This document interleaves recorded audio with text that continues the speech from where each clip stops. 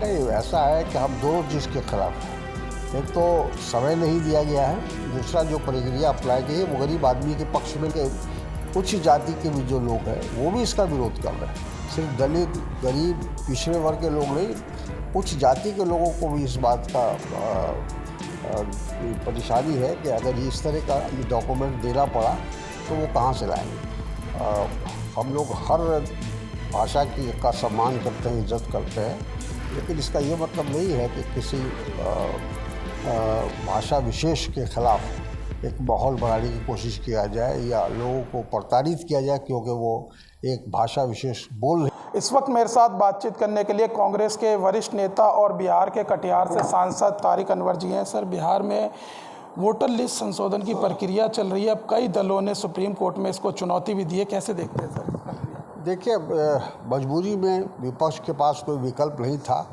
हमारा डेलीगेशन चुनाव आयोग से मिला था, लेकिन चुनाव आयोग का जो रवैया था वो सही नहीं था और जिसके लिए मजबूरी की हालत में विपक्ष के लोगों को न्यायालय का सहारा लेना पड़ा है। न्यायालय ने उसका संज्ञान लिया है, 10 तारीख को उसका समय दिया है उसकी सुनवाई के लिए और हम लोग को विश्वास है कि हम को न्याय मिलेगा, वहाँ का बिहार की जनता को न्याय मिलेगा और ये हम लोग उम्मीद करते हैं। सर, आप लोग इसकी टाइमिंग को लेकर सवाल खड़े कर रहे हैं या फिर इसका विरोध कर रहे हैं कि ये प्रक्रिया होनी नहीं चाहिए? क्योंकि ओवैसी कह रहे हैं कि हम इसके खिलाफ नहीं है लेकिन समय कम दिया गया है।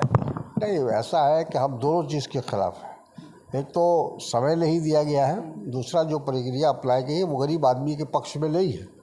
हमारे बिहार के अंदर 40% लोग ऐसे हैं जो झुग्गी झोपड़ी में रहते हैं या टीन का शेड देकर रहते हैं, किसी तरह ज़िंदगी गुजार रहे हैं।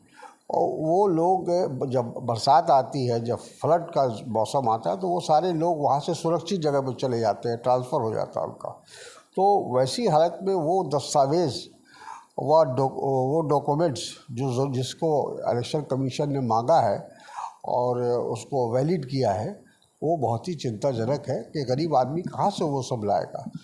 आम तौर पर आज तो अखबारों में ये भी खबर है कि उच्च जाति के भी जो लोग हैं वो भी इसका विरोध कर रहे हैं।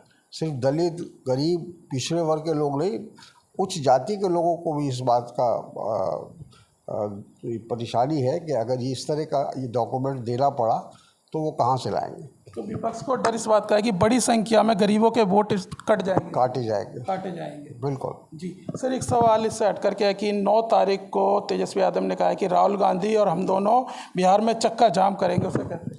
बिल्कुल, ये इशू ऐसा है कि हमको लोकतांत्रिक तरीके से उसका विरोध करना पड़ेगा और जनता को अपने साथ लेना पड़ेगा, जनता का विश्वास प्राप्त करना पड़ेगा। उसके लिए यही तरीका है कि हम धरना दें, जुलूस निकालें और बंद का कॉल दें।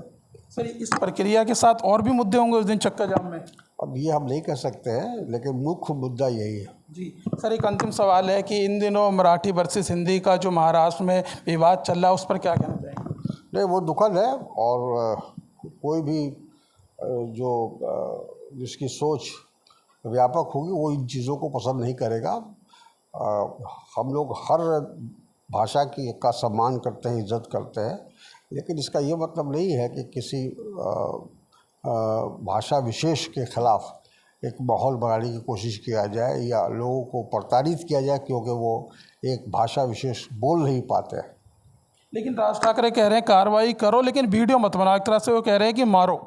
अब ये जो भी कह रहे हैं लेकिन वो गलत है। अगर उनका ये रवैया है तो वो मुनासिब नहीं है और उसकी हम निंदा करते हैं। जी। तो देखिए, हमारे साथ बातचीत करने के लिए थे कांग्रेस के वरिष्ठ नेता और सांसद तारिक अनवर। फिलहाल इस वीडियो में बस इतना ही। बाकी खबर देखने के लिए देखते रहिए पॉलिटिशियंस इंडिया न्यूज़। धन्यवाद।